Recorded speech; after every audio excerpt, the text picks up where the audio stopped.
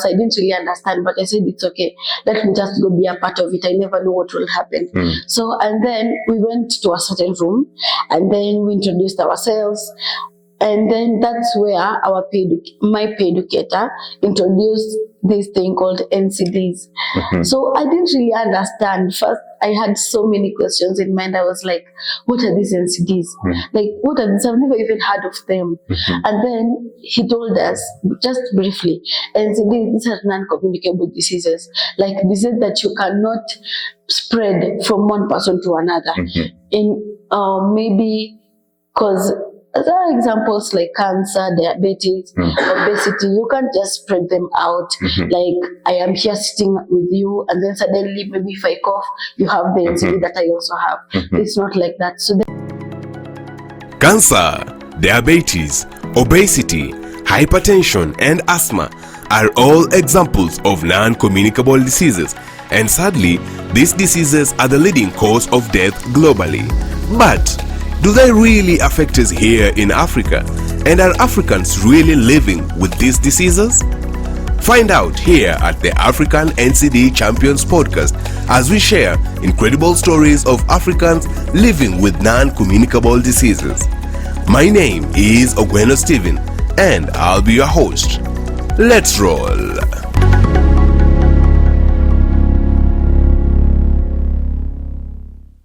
Welcome to the African NCD Champions podcast, where we meet people working in the non-communicable diseases space in Africa who are making a change. Today, we are joined by Shannel Lizz. Shannel Lizz is a young person from Mathare who has been working as part of the Young Health Program. She's both a beneficiary and a youth health advocate who has been working to improve health in her community and in her school. And today we'll be talking to her, aiming to learn something from her experiences, but also something from her journey as a health advocate. But before we go into all of that, let me give you a quick introduction to what the Young Health Program is. The Young Health Program is a program that is being implemented in Kenya through Plan International and funded by AstraZeneca. This is a program that focuses on improving the state of non-communicable diseases and sexual and reproductive health amongst young people.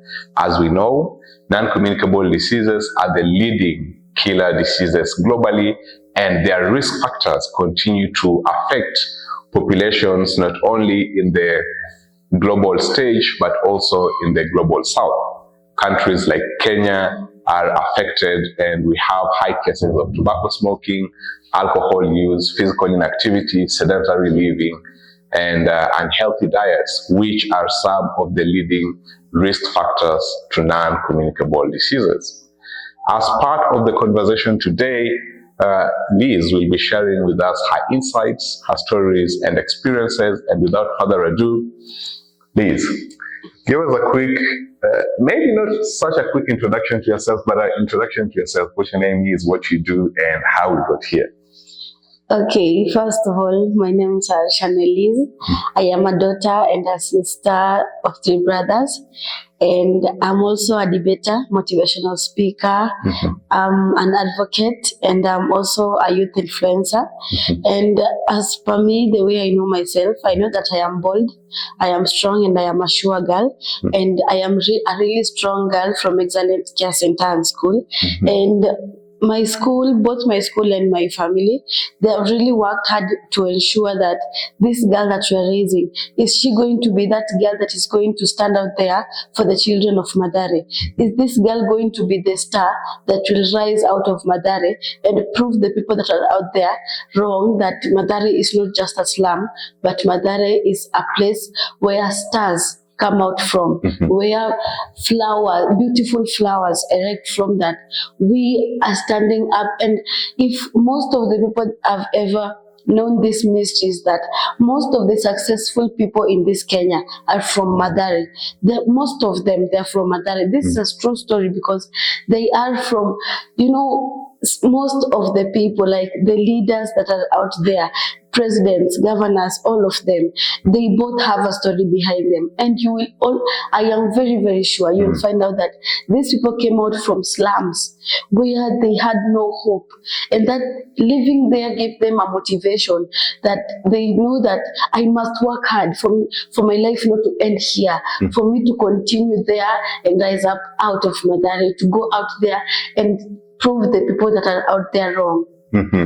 Yes. Yeah, and I really like that introduction. That's a very, very nice introduction to yourself. And clearly, you are one of those flowers that are blooming out of Madare and that are set to really change the world. Yeah. Yeah. So I'll talk to you a little bit about yourself and how you ended up in the Young Health Program. So how did that happen? Okay, at first we were in school, and then my peer educator, who is Calvin Jacob, but I refer to him as CJ. So we were with him, and I didn't know him at first. I didn't know what plan was, what was this Young Health Program. I didn't know anything about it. Like, I was from zero. So, and it was home time. I remember that day we were told to go home early because there was a youth program that was happening. And since we were so many in school, they couldn't engage everyone. They had to engage a few first. And then after the first are done, they will engage the second group of people. So then I was amongst them, but I really didn't know what was happening. So, and then our head teacher called me, and then he told me that, Shannel, there is this youth program that is happening, and I want you to be part of it. And by that time, I was in grade 5. I can remember very, very well. I was in grade 5. And since I wasn't that into youth programs, I didn't really understand, but I said, it's okay. Let me just go be a part of it. I never know what will happen. So, and then we went to a certain room, and then we introduced ourselves, and then that's where my peer educator introduced this thing called NCDs. So I didn't really understand. First, I had so many questions in mind. I was like, what are these NCDs? Like, what are these? I've never even heard of them. And then he told us, just briefly, NCDs, these are non-communicable diseases, like diseases that you cannot spread from one person to another. In maybe because there are examples like cancer, diabetes, obesity. You can't just spread them out. Like, I am here sitting with you, and then suddenly, maybe if I cough, you have the NCD that I also have. It's not like that. So then he explained it briefly and in a very simple way that even me myself, when I was that young, I still understood that NCDs are diseases that I cannot spread when we are in just physical contact. You can't just spread it like that. So, and then now, he also introduced something called risk factors.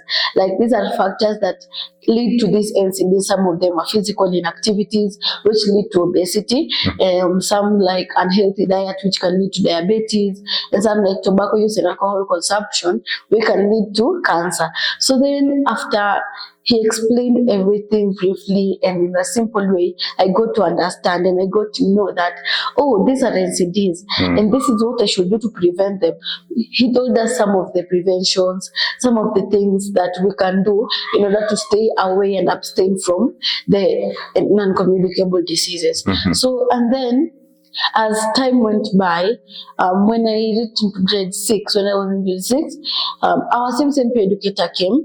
But then, since I was considered to be the champion in school, so I was taken to be in all sessions. When the peer educator is not there, when he's there, I will still be in the sessions. When the peer educator was not there, I was considered to be that girl who was standing up, and we were briefly talking about what we were taught last time. So, and our sessions were on to every Thursdays, every Thursdays at exactly 3:10. We were in a hall, and then our programs will actually end at 4 or maybe 4:10 to 20. Maybe if there were activities in between, then we will have to extend the time. So then we had to do, I was there when the peer educator was not available. I was the one to be there. I was the one carrying his book and his chalks and maybe some of his stuff, that when he's not around, we can briefly just just touch on some things that we were supposed to do on that previous day, but then we didn't get to do them. So we'll just touch a little bit on them. And then in anything we don't understand, when he comes on the next week, we will refer to him. And then I reached into grade 7. And finally, I saw myself and I said, wow, this is really me. Like, I look at myself in the mirror and I say, you are a plan champion. And you are that girl that you can do anything in order for you to see yourself getting on top. And then, so when I was in grade 7, I did this thing called GTO, Girl Take Over, and it was really, really nice. And I had a very great experience because I got to take over, and now this is where it gave me that motivation to say, my life is not ending here. I am not living my dreams here. I have more dreams and I have more goals in future. I am not ending my life here. So when we went to take over, I had a certain girl called Precious. We were with her when we went to take over. So when we went there, in fact, this girl was telling me, I'm not getting pregnant this early. Like, I will not risk my life for any reason. I must be where these people are. Like, the person we were going to take over from, like, this guy was like, man, I was just like, my life is not ending here. I must work hard to become someone like him. Yeah, and for the viewers watching, a takeover is when girls from, especially working with Plan International, I mean, take over various civil offices. So it could be the governor's office, the ambassador's office, the president's office even, and they go in there and they run the activities for the day. So who did you take over from, if you can remember? Okay, so my memory is not clear, but if I can remember so well that she was a lady and she was I think, ambassador of the UNICEF company, something like that. And so we went to the US embassy, and that's where we took over from. And so when we got inside there, I was like, when I grow up, I want to be like her. I want to be that someone that people can look out for and say, like, this was my classmate. Like, I want a day that I am on television and then my classmates start saying, do you know this was my classmate? Like, I know her. Like, I know this girl. This girl was my classmate. Even when maybe I am out there and then there is a church member saying, we had this girl in church. This girl was a praise and worship leader. I know this girl. Even if you can't remember me, but still, your memory just hints that I know this girl from somewhere. And so she really motivated me to become that person that I would like someone to rely on me and say that this one is my mentor. This one is my role model. Like, this one, to me, this is like my angel. So when I'm here, in my mind, I'm just saying, you have a target. Yes, like, there is a dream and a goal that is out there that I would want to reach to, that I want to say that this one, I must get it. I see. And I will get it.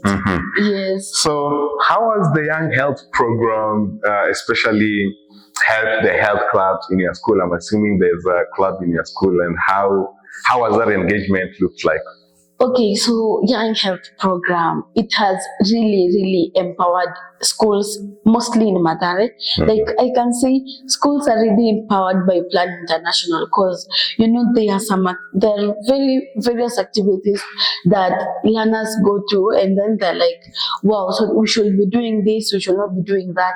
So mostly, like, on the first activity that we did on Plan with our educator when I was in school was like, we were looking on tobacco use and alcohol consumption. And so our educator was explaining on the effects of tobacco, like it can lead to cancer, it can reduce your lifespan. So like on that day, so we didn't actually get samples of tobacco because it was not safe, because remember we were in school.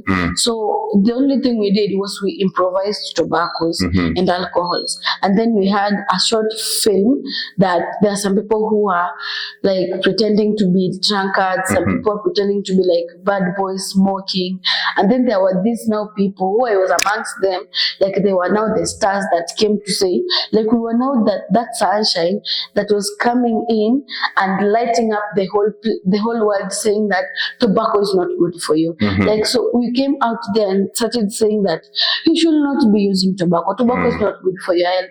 Stop using alcohol. Remember, you are still below 18. Alcohol will not help you. Leave alcohol for the big guys. If you know, when as a person is using alcohol or tobacco, you know, they say that it is your role to help him change, but you only have only 20% of helping him to change, but the 80% is mostly on the person that you're trying to change. This person should be able to decide whether I am going to change or not.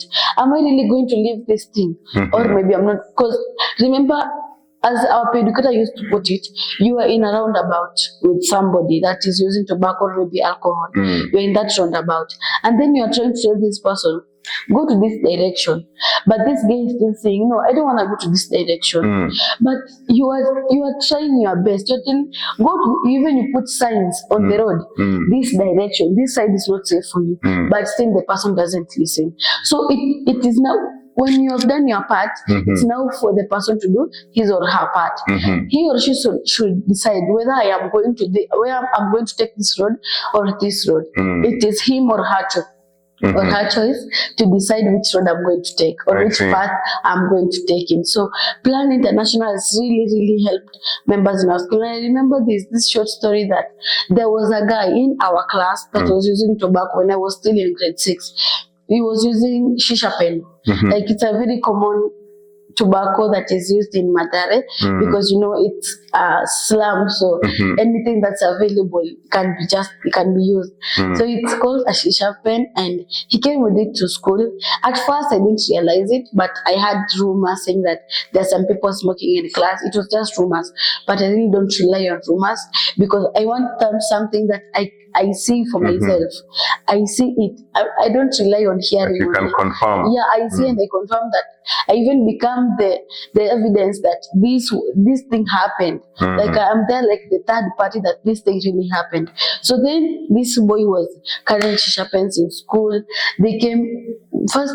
We had backbenchers. We used to call them backbenchers, and it was just a group of boys. Like, they look like just bad boys. They weren't even concerned with education.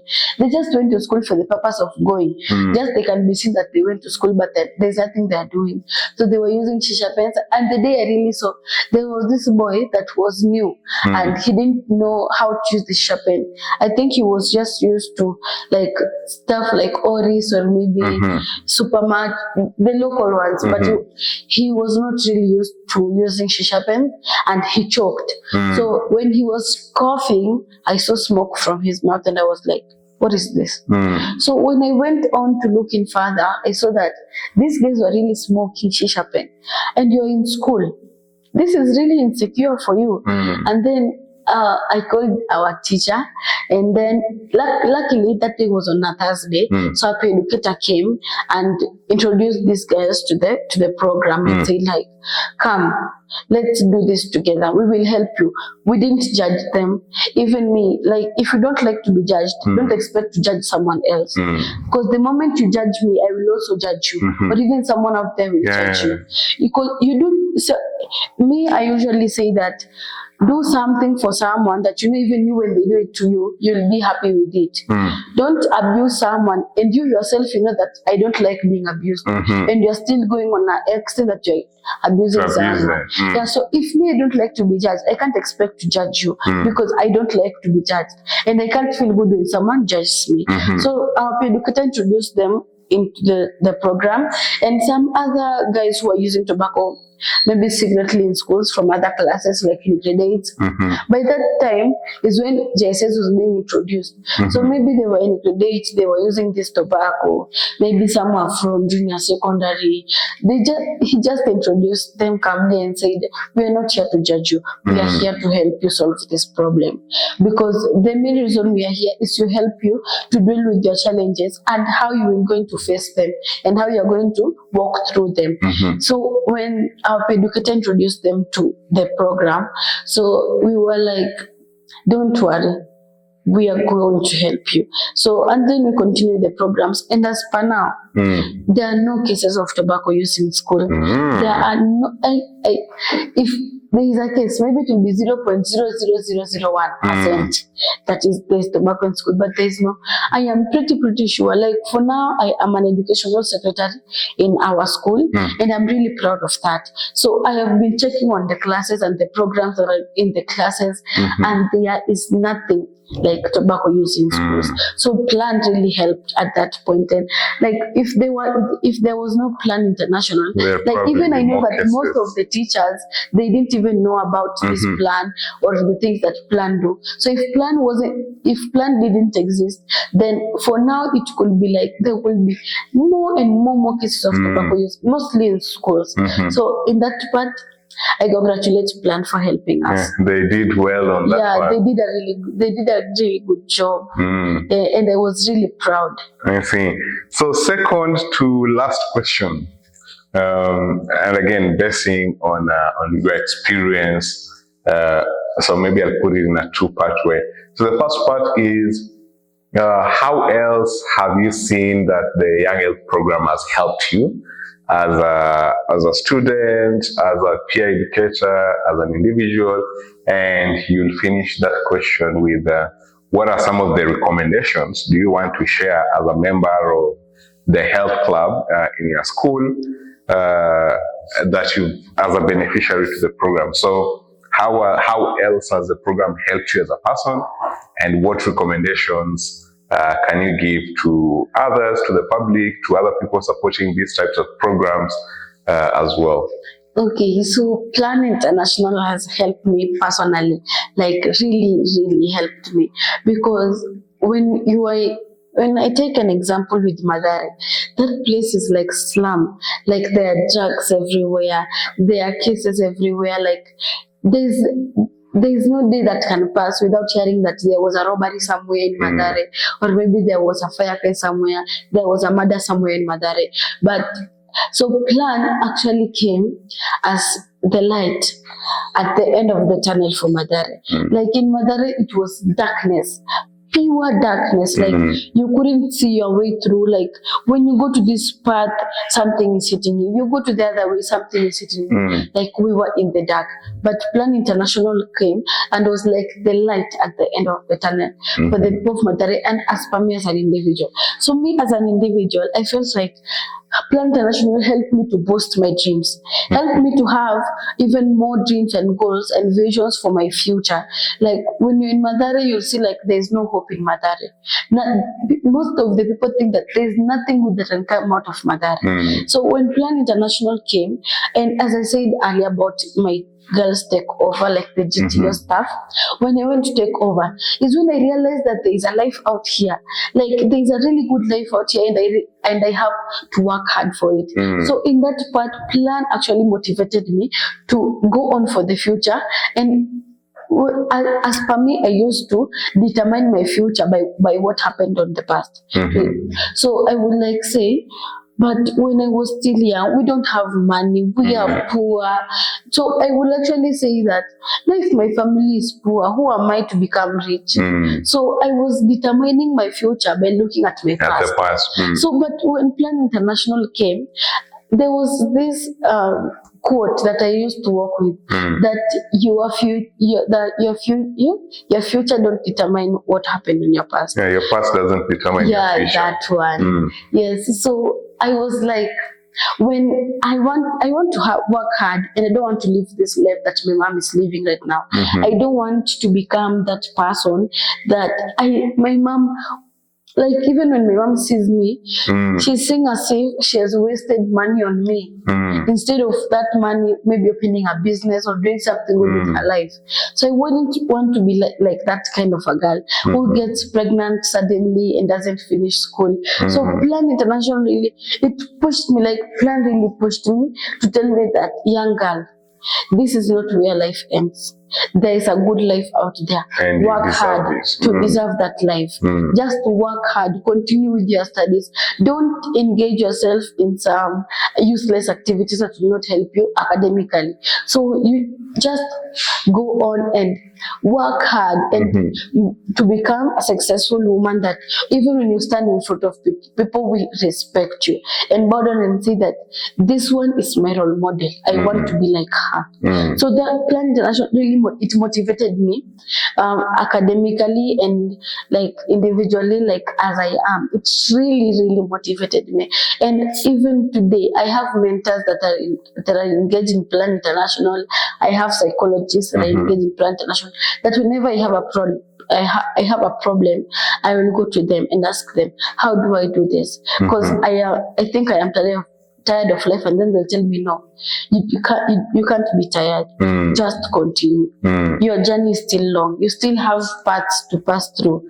Yeah. So as for me, Plan International really motivated me. Yeah, the last question that I asked before. Recommendations. Okay. 3 recommendations. Okay. First, I would like to say thank you to Plan International as a whole of how they have helped children in Mathare. Because there's that child in Mathare that will say, my mom can't afford a healthy diet. Like the only thing we can be eating is maybe, even some families in Mathare, like even some schools, like they can't really afford a healthy diet. Maybe a healthy diet can consist of all the nutrients, like the vitamins, carbohydrates, proteins, and maybe fats and oils, because most of the children and families and schools in Mathare can't really afford them. But when Plan International came, they came with, let me just say, blessings. Maybe they were angels sent by God to come and rescue the people of Mathare. Because when they came, the moment Plan International got in is when I think there was this production of healthy diets that were introduced to schools, and these schools, they finally got a diet like after eating, children will be given fruits like maybe bananas or oranges, like to eat, to make it a healthy diet. Like the meals in schools will actually comprise of the vitamins, the proteins, carbohydrates, and everything. So they will, but before Plan International even existed, children were suffering, because you'll find that there is that poor mom out there that can't even afford lunch for the children. And at that time, you find that the school doesn't even have feeding programs. Now, when the children come back home, they will have nothing to eat but just drink water and go back to school. But when Plan International came, they came as that light, as I say, the light at the end of the tunnel for Mathare. And like the children of Mathare, they started now being those bold and strong people that said, when I grow up, I want to help people like the way I've been helped today. So Plan International, I would like just to say a very big thank you, and I would like to say congratulations for the good work that they are doing, because they are really pushing families out there, like they're empowering people out there, youths out there. They're like the youths are being motivated, and they're like, wow, one day I want to be like him or her. Yeah, so I would really like to give a thanks to Plan International as a whole, like with the all young health program staff, the AstraZeneca. So it's a really congratulations to you. And then for the sponsors that are sponsoring Plan International as a whole, like they should not give up. Like they should just continue to strengthen those children that are out there, because they are our only hope. Like Plan is the only hope for Mathare, because when Plan International comes, there are these youth programs that mostly when the schools are closed, like young people, like at my age, we go to mentee stuff, like you get to choose a mentor, you get to talk to him or her on your problems. So yeah, and I would like I would just like to say, Plan International should not give up on us because you're our only hope. And I know that one day, all the people that has been helped by Plan International, one day they will stand up and say, my only hope was Plan, but now I want to become a part of them. I also want to become a hope for somebody out there. Yeah, so I would like to tell them not to ever give up and just keep on supporting us because we are there, we are all alone. Like, we see ourselves like we were stuck in between walls, but then when you came, now the doors started opening. Like, you see a door is appearing on this way, another door is appearing. Like, we open up the doors and then we see bright futures for ourselves. Yeah, so I don't think I have any much more to say, but I would just like to say thank you to Plan, and they're really my motivators. And from everyone that's watching out there, don't lose hope in life, because the moment you lose hope and say you cannot do it, then that's where your dreams and your goals will crash. So never give up and don't lose hope in life. I know I am still young, but still I can motivate that someone that's out there. Like, do not give up. Just continue with your goals and dreams. I know obstacles and challenges are there, but there is one or another way that you will get past through them, and you'll become that person that when you stand up, people will say, I want to be like that one. Yeah, and thank you very much for those very nice closing remarks. I think a lot has been said and really goes to show how much the program had in terms of its impact in the community, with real examples, like actual people who benefited from the program. And that brings us to a wrap for this episode, and we are looking forward to having you on the next conversation. And again, thank you very much for being here, and we'll see you on the next one. Now that was incredible. Thank you for listening in. Share this with your networks and follow us on all social media at Storylink and at NCD Champions. See you on the next one.